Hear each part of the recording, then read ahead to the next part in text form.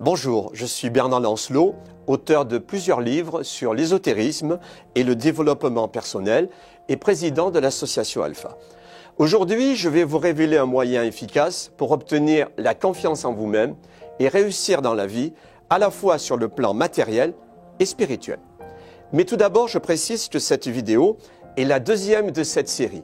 Si vous n'avez pas encore vu la précédente vidéo, je vous invite à la regarder en cliquant sur le lien qui se trouve tout en haut de cette vidéo. Dans la première vidéo, je vous explique que les personnes qui réussissent dans la vie ne sont guère différentes des autres. Derrière leur réussite se cache l'application de certains principes psychologiques ou de certaines lois universelles. Et vous pouvez, vous aussi, prendre le contrôle des événements de votre vie en appliquant ces mêmes lois. Dans cette deuxième vidéo, je vous explique comment vous devez vous y prendre. Que se passerait-il si vous appreniez à mettre en pratique une technique simple pour vous sentir plus heureux, pour mieux gagner votre vie ou améliorer votre situation dans presque tous les domaines? Contrairement à ce que l'on nous dit, il ne suffit pas de visualiser une situation pour qu'aussitôt celle-ci apparaisse comme par magie. Si c'était aussi simple, n'importe qui pourrait y arriver. La visualisation créatrice est certes une technique valable, mais elle constitue un simple maillon dans une chaîne de techniques initiatiques. Autrement dit, il y a quelque chose qui doit la précéder et quelque chose aussi qui doit la suivre. Et elle doit aussi être pratiquée dans un état de conscience particulier que nous appelons l'état alpha, afin d'atteindre votre subconscient. Je vais bientôt vous expliquer tout cela en détail. Il existe essentiellement 3 méthodes pour obtenir ce que vous désirez dans la vie. Et là, je vous offre la meilleure des 3. C'est la méthode de visualisation active. Je vous recommande vraiment de la suivre point par point, car elle peut réellement transformer votre vie. Premièrement, fixez-vous un objectif à atteindre. Cet objectif est comme une cible. Il doit être clair et être précis. Deuxièmement, cet objectif ne doit pas porter atteinte aux intérêts légitimes des autres. En un mot, il doit être positif pour tout le monde. Troisièmement, décomposez cet objectif principal en plusieurs objectifs secondaires qui constitueront autant d'étapes vers le succès final. Quatrièmement, fixez-vous pour chaque objectif secondaire une date limite à laquelle celui-ci doit être impérativement atteint.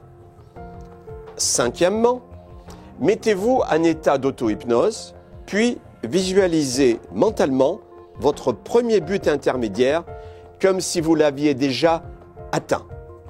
Votre visualisation ne doit pas être forcément très longue, mais en revanche, elle doit être aussi nette et précise que possible.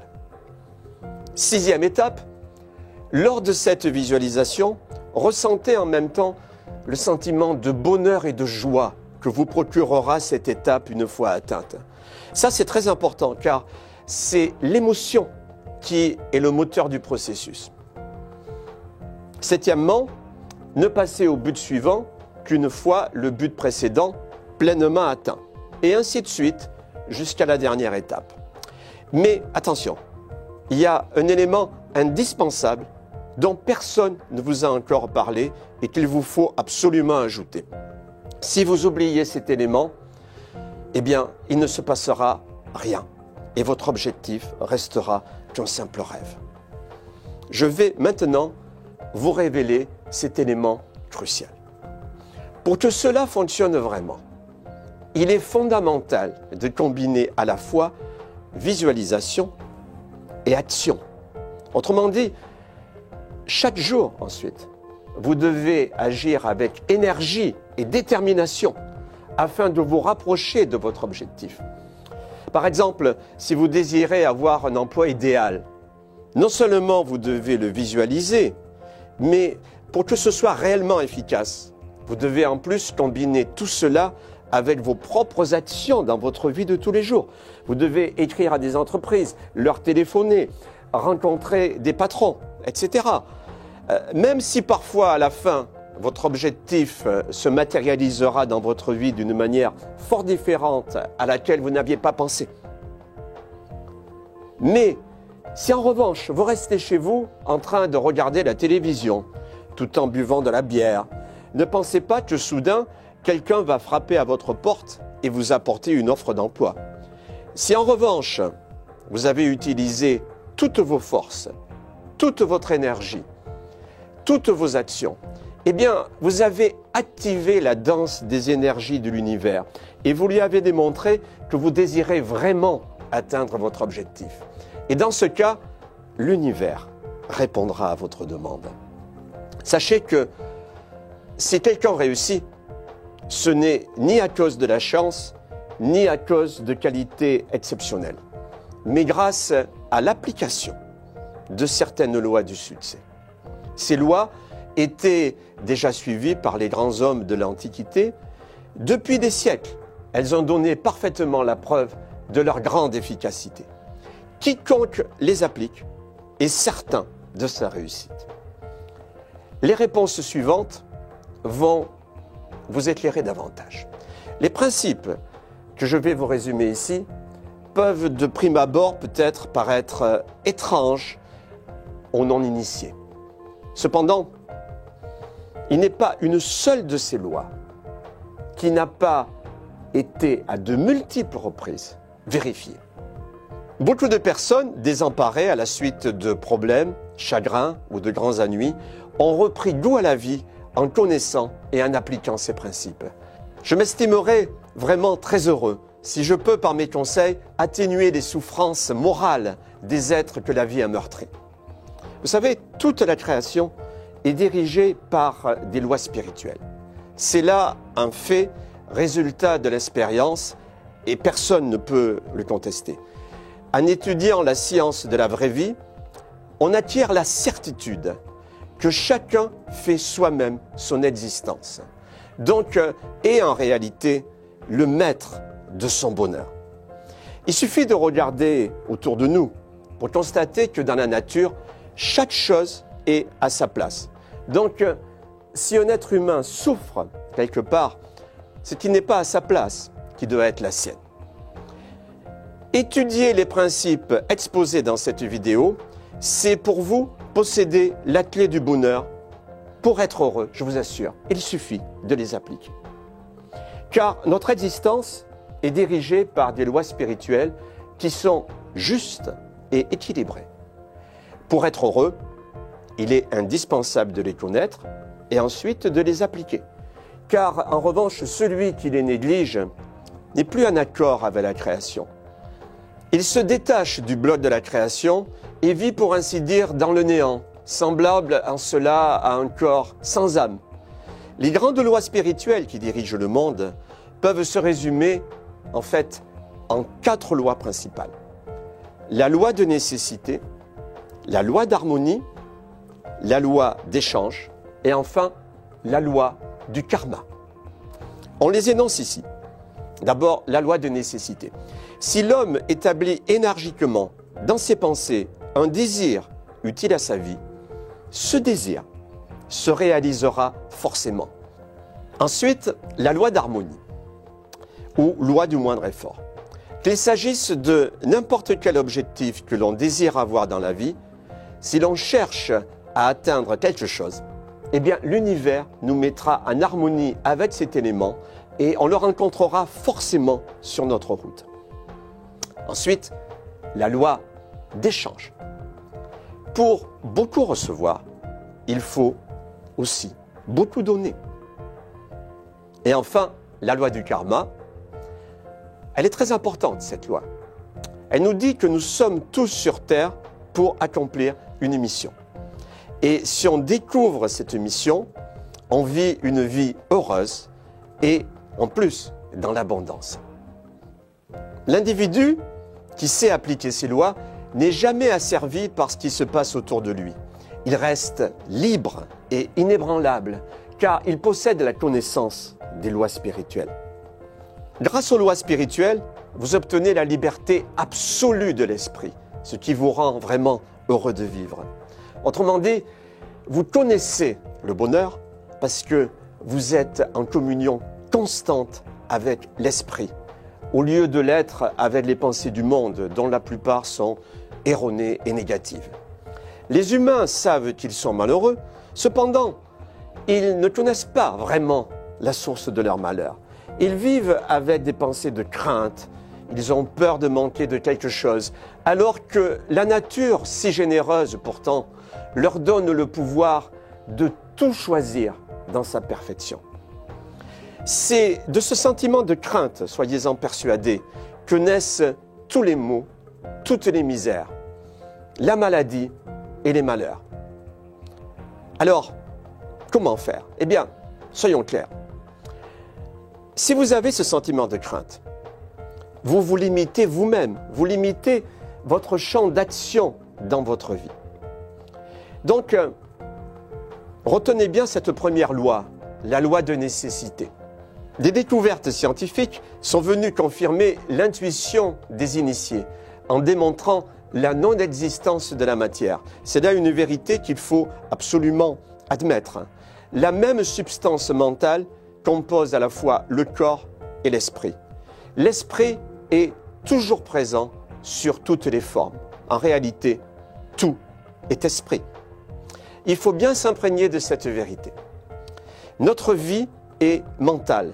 Donc ceux qui établissent dans leur esprit une pensée juste, eh bien évidemment, connaissent ensuite le bonheur. Dans l'univers, je le répète, tout est mental, tout est créé par la pensée. Quand nous avons un désir, afin qu'il se réalise, il faut donc d'abord faire le travail dans notre esprit. Et en procédant ainsi, vous obtiendrez la réalisation de tout ce que vous désirez. Si l'homme établit avec énergie dans sa pensée un désir utile à sa vie, ce désir se réalisera forcément. Par la force de cette loi, vous pourrez toujours, si vous le voulez, obtenir la chose que vous désirez.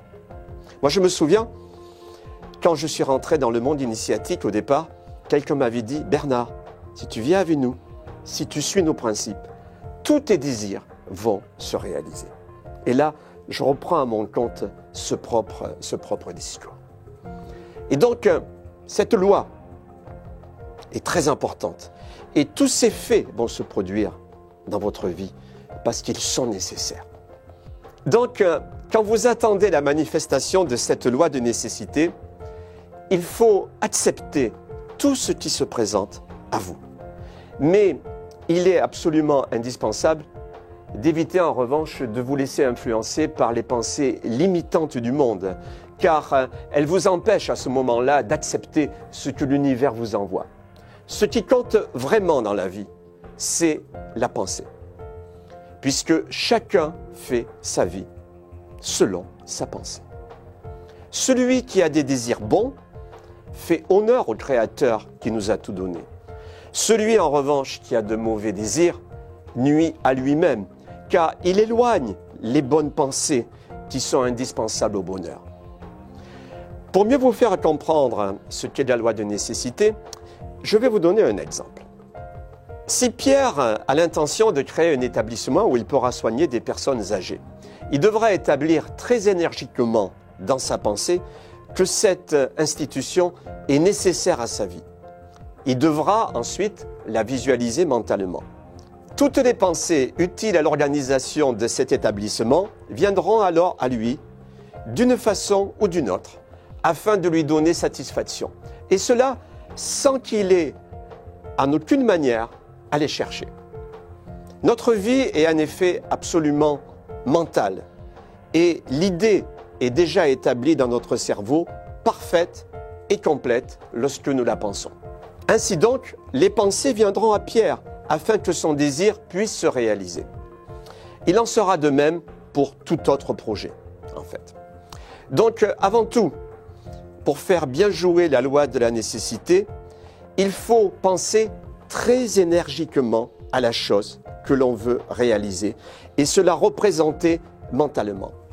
Mais surtout, et ça c'est essentiel, ne vous tourmentez jamais.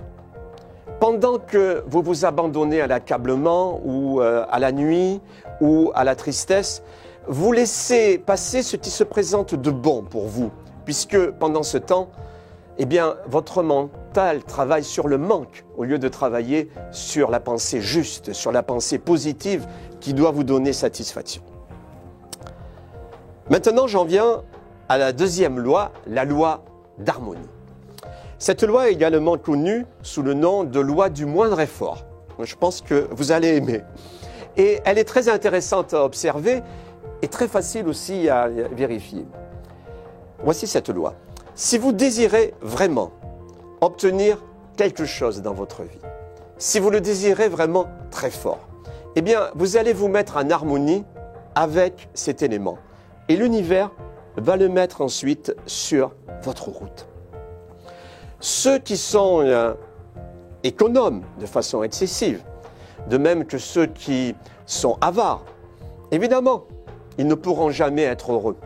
Et cela s'explique car ils vivent avec des pensées qui sont des pensées permanentes d'inquiétude, des pensées limitantes. N'oubliez pas, tout est mental. Et donc, ils se mettent en harmonie, eux, avec les forces négatives de l'univers. Il est au contraire nécessaire pour vous de manifester des pensées d'abondance. Plus vous aurez de désirs bons et utiles à votre vie, plus vous allez recevoir de l'univers. Celui qui vit dans cet état d'esprit reste en harmonie avec l'intelligence de l'univers qui est d'une puissance vraiment infinie. Alors que celui qui est dans la crainte du manque, ainsi que celui qui est dans l'appréhension de ne pas réussir, qui a peur de l'échec, eh bien lui, il reste constamment dans l'erreur. C'est la seule raison pour laquelle cet être ne peut pas recevoir l'abondance, puisque en entretenant ce genre de pensée limitante dans son esprit, il se met, lui, en harmonie avec le négatif. Puisqu'il en est ainsi, tout en se servant de l'argent avec ordre, il faut éviter de faire des économies ridicules, car celles-ci entretiennent la misère.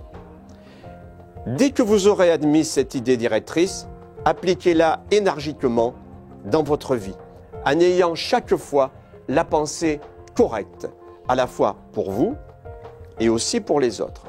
Soyez sans inquiétude. L'argent viendra, que vous le vouliez ou non, et tout s'harmonisera pour votre bonheur. Dans le cas où vous ambitionnez, par vos bons actes, d'obtenir des honneurs, sans rechercher l'argent, celui-ci viendra quand même à vous, car il forme le complément de ce qui est utile et nécessaire pour alimenter votre vie. L'argent viendra à vous sous différentes formes, par don, cadeau ou de toute autre manière, et parfois au moment où il vous sera le plus utile d'ailleurs. Cela est absolument obligatoire, car toutes les bonnes pensées portent leurs fruits. Vous savez, une pensée, c'est jamais une simple pensée, c'est comme un boomerang. On lance une pensée à l'univers et l'univers, après, nous la renvoie. Connaissant ces vérités, vous comprenez bien maintenant qu'on ne doit jamais se tourmenter pour sa vie et que le seul travail à faire consiste à établir de bons désirs et de bonnes pensées dans son mental. Donc, le premier travail doit toujours se faire dans la pensée, en focalisant votre attention sur votre désir. Et si vous agissez ainsi, vous pourrez avoir la certitude que tout s'arrangera au mieux grâce à la coopération de l'univers tout entier. Il fera venir à vous ce qui est utile à la bonne marche de vos affaires et de votre vie. Vous allez rencontrer les bonnes personnes au bon moment et ces personnes vont vous aider à la réalisation de vos objectifs. Mais, et c'est là une condition indispensable, nous la retrouverons d'ailleurs en étudiant la loi de l'échange. Quand vous agissez suivant la loi du moindre effort, ayez toujours la volonté de donner. La personne qui viendra à vous sera en effet dirigée vers vous par la loi d'harmonie, de même que vous êtes attiré vers elle par l'application de cette même loi. Il doit y avoir ensuite un échange équitable. Vous donnez et vous recevez. Troisièmement, la loi justement de l'échange. Car pour beaucoup recevoir, il faut aussi beaucoup donner. Personne ne songera d'ailleurs à contester que pour récolter beaucoup, si vous êtes par exemple un agriculteur, il faut semer beaucoup. Celui qui sème du blé en se retenant récoltera selon l'effort qu'il aura fourni et donc il récoltera peu. En revanche, si vous semez sans compter les bonnes pensées, si vous accomplissez des tas de bonnes choses, des actes généreux, eh bien vous allez beaucoup recevoir en retour. Vous allez recevoir vraiment avec abondance. Car notre vie est équilibre et rien ne se perd. Aucune de nos actions ne se perd. Donc, pour être heureux, il faut écarter énergiquement toute pensée d'égoïsme, car aucun des désirs terrestres n'a d'autre propriétaire réel que l'esprit créateur. Et celui-ci dirige ses biens comme il entend. Celui qui veut tout avoir pour lui sera forcément un jour, dans l'une de ses existences, dépouillé de tout. Le meilleur moyen de conserver ce que l'on a, c'est d'être toujours prêt à le donner. Et alors on recevra beaucoup, car on attirera à soi les personnes qui aiment donner. Quand on vous demande quelque chose, eh bien, n'imposez jamais un refus. Celui qui vous demande, ne l'oubliez pas, car il est dirigé vers vous par la loi spirituelle d'harmonie qui équilibre nos vies les unes par rapport aux autres. Il doit donc toujours y avoir une compensation.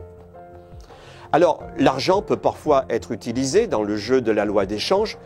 Vous le savez bien, l'homme vient au monde sans argent et après la mort, il n'emporte pas sa fortune dans son tombeau. Donc, si l'argent joue un rôle dans votre existence, c'est parce qu'il a été inventé par les hommes comme moyen d'échange de biens terrestres. En lui-même, l'argent n'est rien, il n'a aucun pouvoir réel. Il est comparable en cela à du papier qui sert à fabriquer les billets de banque. Pour bien vous faire comprendre cela, je vais prendre un exemple. L'argent n'est pas capable de redonner la santé à un malade, mais cependant, il peut l'aider à guérir en lui permettant l'acquisition de soins et d'acheter des médicaments qui répondent à ses besoins. Évidemment, il ne s'agit pas seulement de donner de l'argent. On fait souvent beaucoup de bien aussi en donnant des pensées. Il est arrivé que ce soit les bonnes pensées qui redonnent espoir et redonnent vie à des personnes désespérées. On peut soigner l'esprit, vous savez, comme on soigne le corps. Et c'est souvent le meilleur moyen de rendre la santé. La loi d'échange ne s'appliquera pas seulement à la valeur matérielle de deux objets. Elle entre aussi en jeu dans le fait de faire plaisir aux autres. Pour bien vous le faire comprendre, je vais vous donner un autre exemple concret. Pierre apprend que son ami Paul devrait entreprendre quelques démarches afin d'obtenir une amélioration de sa situation. Paul ne peut pas le faire parce qu'il est souffrant. Et afin de lui rendre un service, Pierre fait le nécessaire. Pour observer la loi d'échange, eh bien, Paul devra immédiatement établir dans sa pensée quelque chose de bon, quelque chose qui peut faire plaisir à Pierre, sans s'occuper en quoi que ce soit de la valeur matérielle des services rendus. Dans le monde, on s'occupe beaucoup, vous savez, de la valeur matérielle, alors que le véritable échange, c'est celui qui se fait au niveau de la pensée. Les humains, bien souvent, sont toujours prêts à recevoir, mais en revanche, ils sont rarement disponibles pour donner. Et c'est là le problème. On peut supposer que ça, c'est la véritable cause qui fait que la plupart du temps, le bonheur n'existe pas pour ces personnes. Alors, écoutez bien ce conseil. Pour être heureux avant de recevoir, soyez toujours prêt à donner.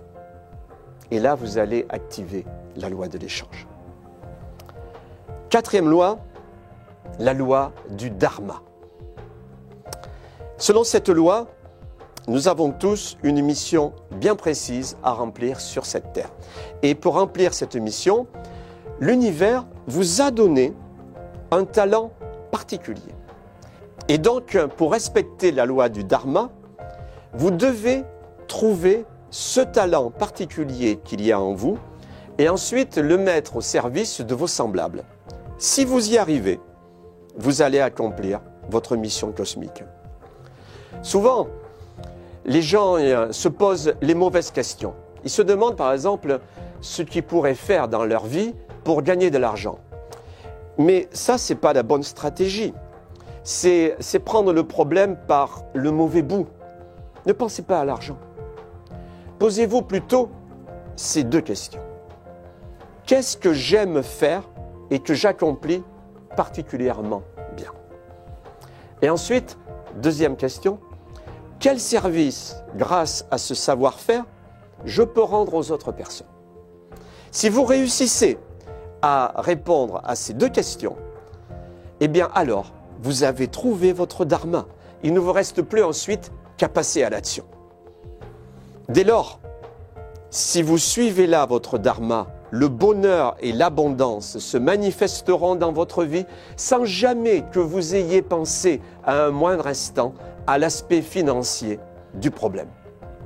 Dans la prochaine vidéo, nous allons voir les 7 erreurs à surtout ne pas commettre si vous voulez réussir à appliquer ces lois.